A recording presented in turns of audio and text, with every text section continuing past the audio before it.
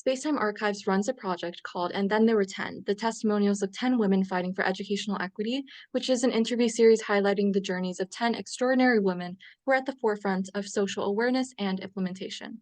On that note, let me introduce one of our interviewees, Dr. Amy Arneson. Dr. Arneson is a senior research associate at the UChicago Consortium on School Research. In her research, she focuses on making quantitative results accessible to the public so they can be used by educators to improve college and career outcomes for public school students. And as a public school student myself, I found it especially intriguing what Dr. Arneson does. In particular, she examines equitable access and outcomes of early college opportunities in high school and secondary and post-secondary career and technical educational programming. So I'll hand it over to Dr. Arneson to give a introduction of herself. Great, thank you. Yes, I work in education research. I've worked in education. I first started as a classroom teacher, so I taught high school math and statistics in the St. Louis area. I'm from there for a couple of years, and yeah, I was always kind of telling my statistics students that researchers, data analysts were needed in almost any field. So it was kind of a way into whatever they might be interested in, if they were also interested in kind of like doing applied math work. And so one day I just decided to kind of take my own advice and I realized that I could do that in education. And so it wasn't an easy decision at all to leave the classroom. I do miss teaching a lot. But yeah, my work revolves around doing research, which is kind of a very broad term. But in general, I'm looking at educational data and trying to run statistical models or do other types of data analysis and put those back in the hands of educators, back in the hands of folks who make policy about educators and about students in classrooms as well, to hopefully help them make decisions just about how to structure policy that does end up trickling down, and affecting, day-to-day students in classrooms across the country. And yes, I'm very committed to public school, public K-12, public colleges and universities and things like that. That's just kind of where my heart is. So yeah, that's the kind of work that I do. Mm-hmm. I'm so glad to hear more about your research because I'm on the scientific research side. It's mainly the whole reason why I host this interview series, learning more about the social demographic, public policy, educational policy side of things, because I start to notice a lot of parallels in terms of us using different types of statistics almost in similar methods using similar programs. So I think it's pretty cool just seeing the juxtaposition of both types of research. So getting into our first question, which was actually submitted by students of Spacetime Archives nationwide, our first student asks, can you share a personal experience from your time as a high school and math statistics teacher that inspired your passion for improving educational systems and student outcomes? Yeah. So I was a teacher. The years that I was teaching were kind of in the last half of what we might call like the No Child Left Behind era. And so No Child Left Behind was federal legislation in the 2000s. And it really put a lot of emphasis and really a lot of power in kind of high stakes standardized testing. And so me kind of coming in at the tail end of that, I think that was kind of when we just as a field in education, we're starting to realize the harm that was being done with just kind of this very singular focus on high stakes testing. A lot of the tests weren't very good, and even the good ones were kind of being misused. And I'm not a person who thinks that all standardized testing is bad. I do think that there is space for well-designed standardized tests in education for kind of limited uses, but definitely not as the central driver of policy or the determinant of a school or a student's success. So that's kind of the high level context I was working in, and how this kind of showed up for me is I think back to kind of a time I was in a math department meeting at the beginning of the school year. So with a number of other very dedicated and lovely educators, math educators, right? And I was advised to kind of look at the list of my incoming students look at their test scores from last year, and identify what someone called bubble kids. And so what this meant was to look at their test scores and see the students who scored like just around the like proficient level. So either just a few points below or maybe just a few points above, so that I could really focus my attention on them and hopefully, right, help them bump up the few points that they would need to kind of clear that proficient score. Which sounds great, right? Find students who need help and help them. But kind of what came along with this was also, in doing that, I'm also identifying the students who are so far below the proficient level that there was basically no chance that they might reach it by the end of the school year, right? Or students so far above that, they'll be fine no matter what. It was kind of like, don't waste your time on those students who aren't going to move past that or below that proficient level. And so everything was centered on that benchmark. And hearing this advice from, veteran teachers who I respected and who were supposed to be kind of guiding me and mentoring me to help me improve as a teacher was, kind of disheartening.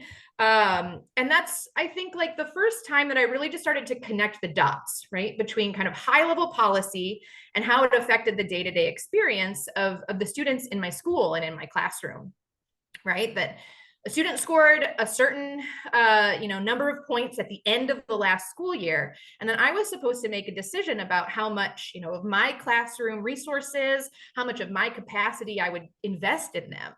And all of this is happening in the context of an under-resourced school.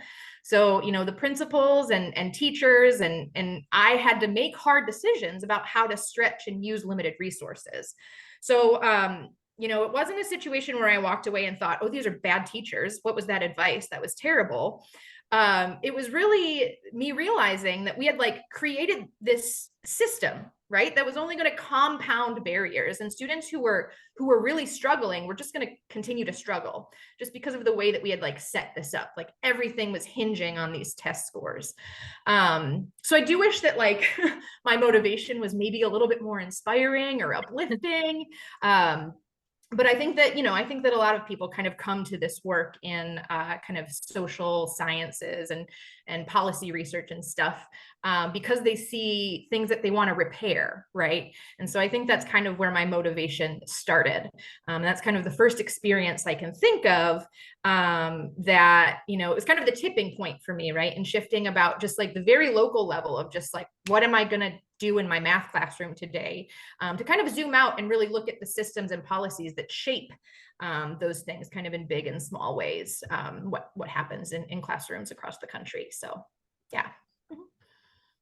Thank you so much for sharing those insights, because from a public school perspective, I grew up in an area that was generally very privileged. So I was basically shielded from a lot of the issues that come with standardized testing and come with the type of systems that you pinpointed. The area that I lived in was high property taxes. The demographics in the area were very privileged, high income.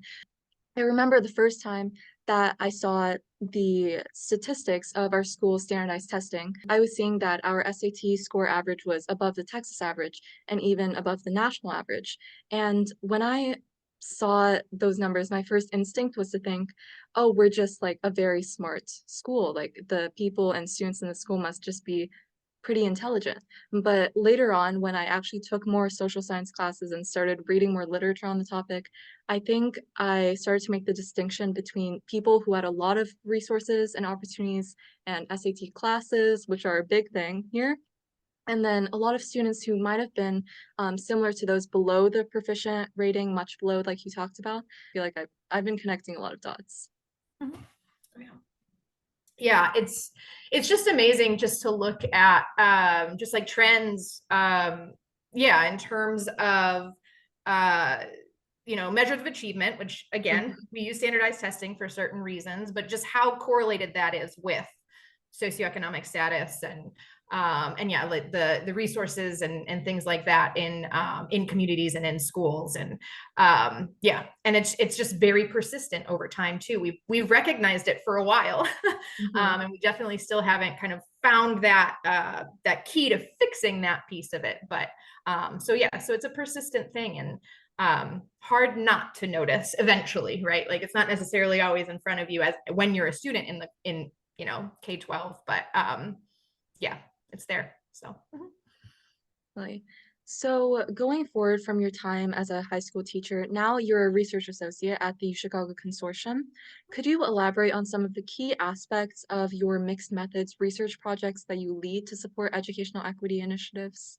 yeah. So the consortium, it's what we call a research practice partnership. And so we partner with Chicago Public Schools. And so that's the school district, the public school district that serves the city of Chicago. So in that partnership, we're the research and they're the practice. And so one key aspect of that is we want to work at the intersection of those two things. And so we form all of our research questions together. So we're working with folks who work at the district. We're working with folks who work in schools to make sure that we're answering the questions that they actually have. Okay, so both we and the district, acknowledge the history of public education in the US and in Chicago specifically, right? History of disinvestment, redlining, segregation. And so a lot of these questions recently, from both sides, right? So from both the research and practice side, have also really focused on equity.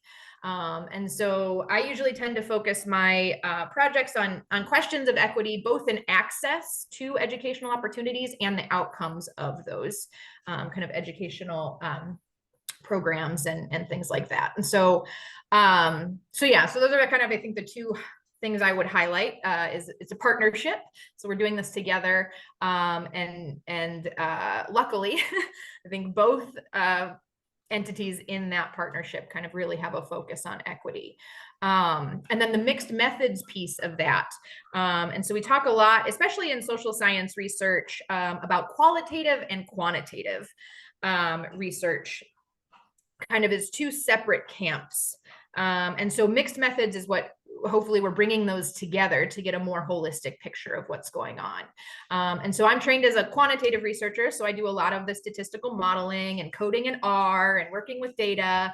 And then I work with a lot of qualitative researchers that really focus on collecting data directly from people, right, in school. So getting student experience data, getting teacher perceptions of their working environments and things like that. So yeah, I guess that's the third thing I would highlight is mixed methods is really about getting as much varied data as we can to address those questions kind of about equity and access and outcomes. So, shedding some more light on your research with the consortium, given your focus on secondary, post-secondary, and workforce transitions, what challenges do you see that students typically face, and how do you believe that educational systems can better address these challenges? Yeah.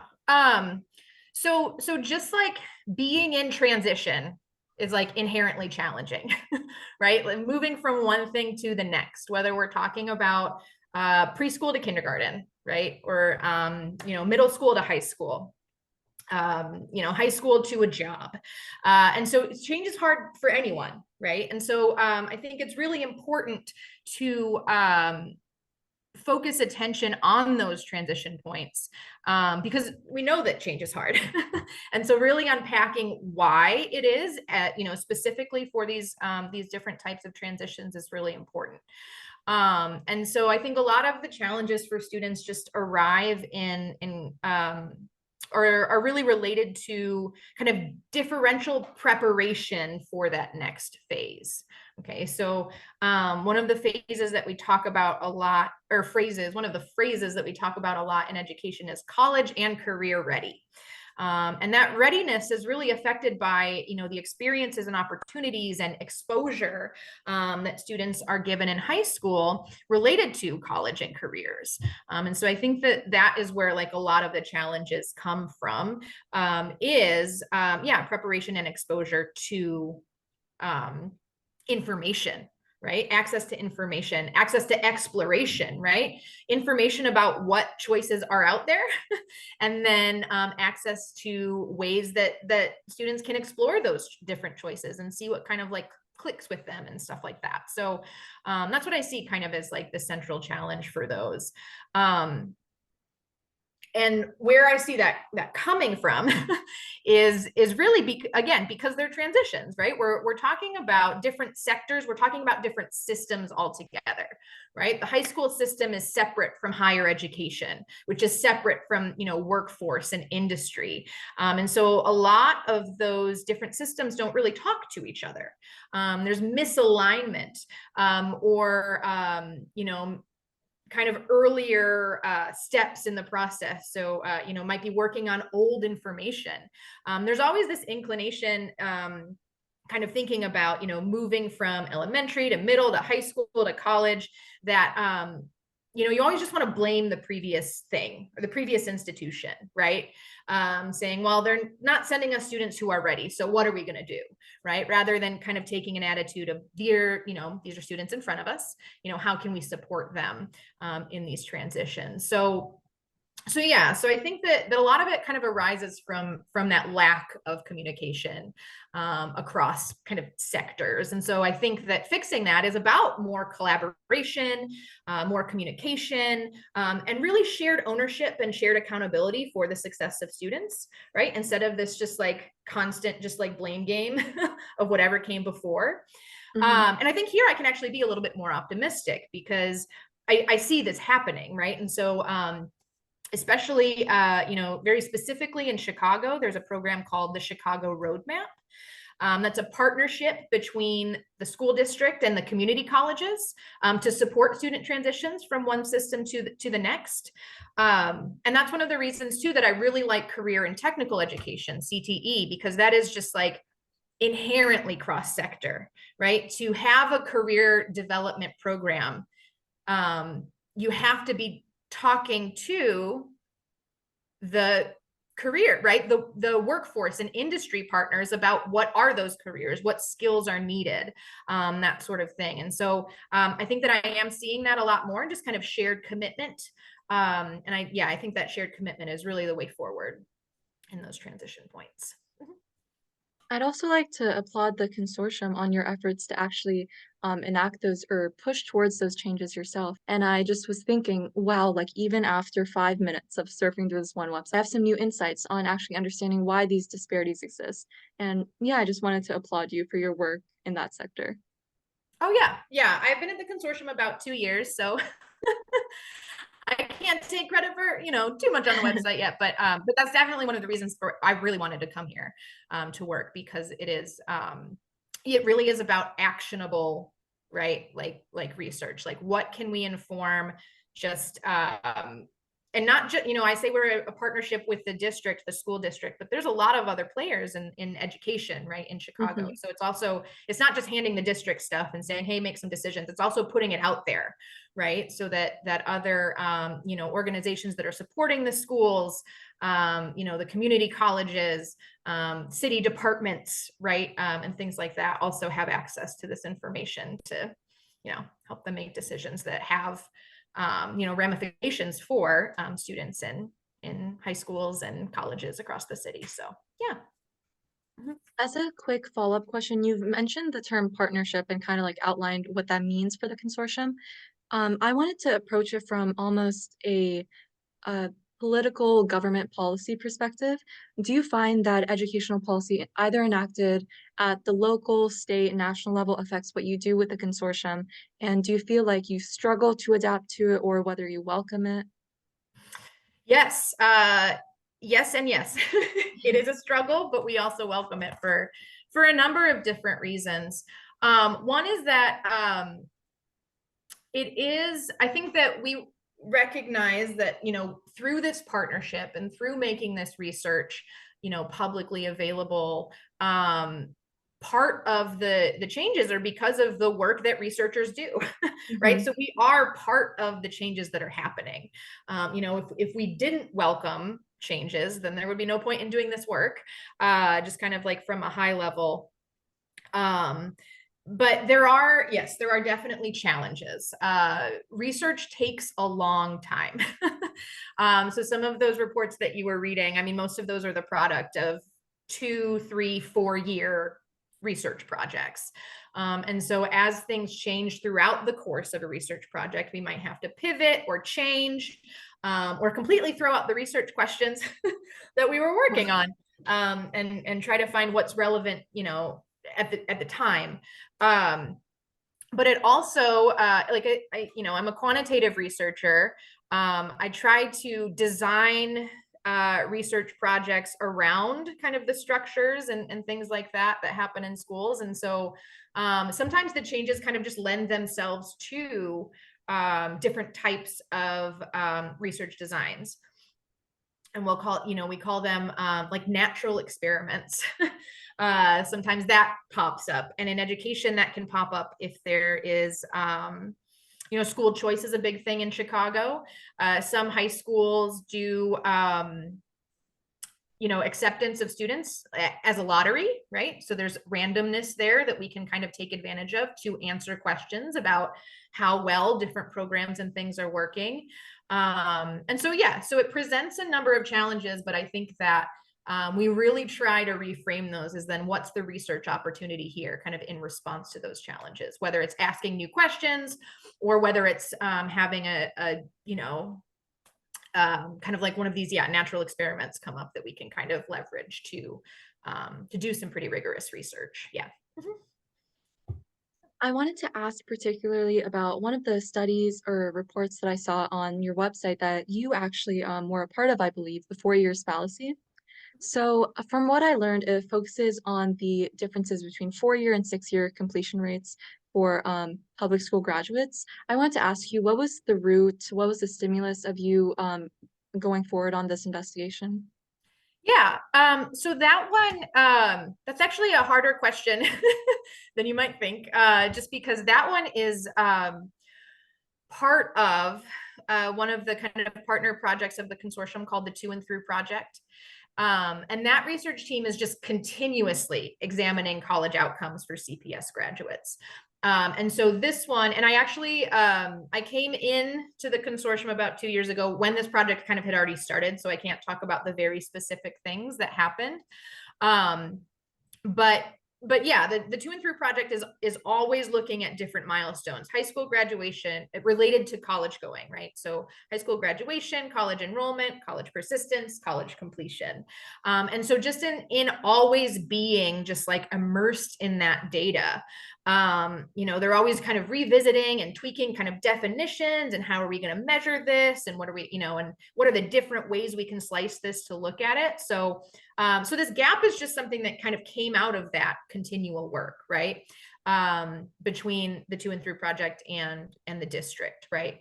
And then it was something that we kind of noticed there really isn't that much research on it. We kind of just take for granted that what gets reported by colleges, what gets reported by the US Department of Education is when they report kind of completion rates,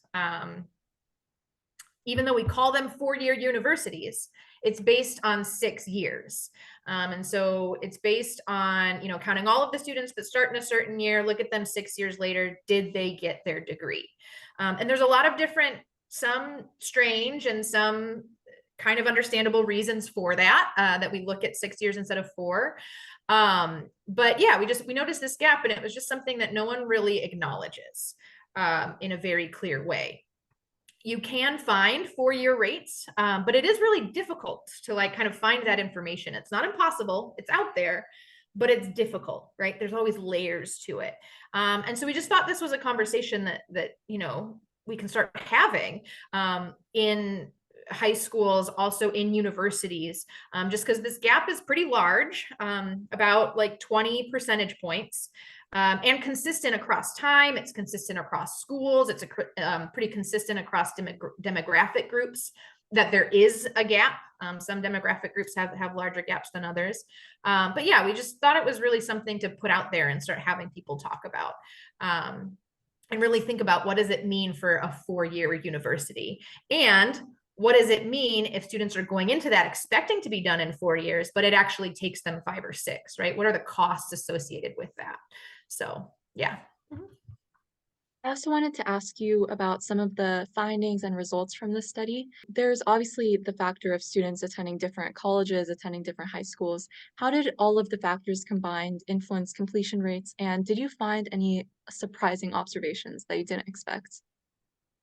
Yeah, I mean that's the big thing. I think one of the big takeaways about this is just how persistent this gap is, and it's all and it is. I mean, it's again, like I said, there's not too much research out there on this. When we say it's a pretty surprising gap, it's because it feels pretty surprising for this gap to be, 20 percentage points, looking at differences of maybe a 40% completion rate at 4 years to a 60% completion rate in 6 years. And so yeah, all of these different kind of factors are at play here. And really where we found variation, right, is really in what that completion rate was.